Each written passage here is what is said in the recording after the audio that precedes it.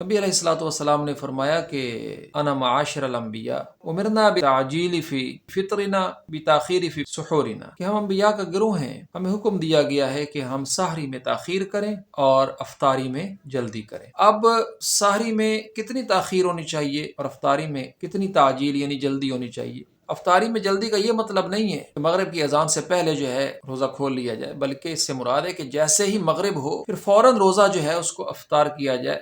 और सहरी में कितनी ताखीर होनी चाहिए? हज़रत ज़ैद रज़ियल्लाहु तआला अन्हु फरमाते हैं कि हमने नबी अलैहिस्सलातु वस्सलाम के साथ सहरी की और फिर नमाज पढ़ी। तो रावी ने पूछा कि नमाज और सहरी जो आपने की उसके दरमियान कितना वक्फा था? तो हज़रत ज़ैद बयान करते हैं रज़ियल्लाहु तआला अन्हु कि क़द्रु 50 आया, 50 आयात कितना। अब 50 आयात कुरान करीम की कोई 15 मिनट में आराम से पढ़ी जाती है, यानी फजर की आज़ान से कोई 15 मिनट पहले इंसान को सहरी करनी चाहिए, बहुत पहले भी नहीं करनी चाहिए।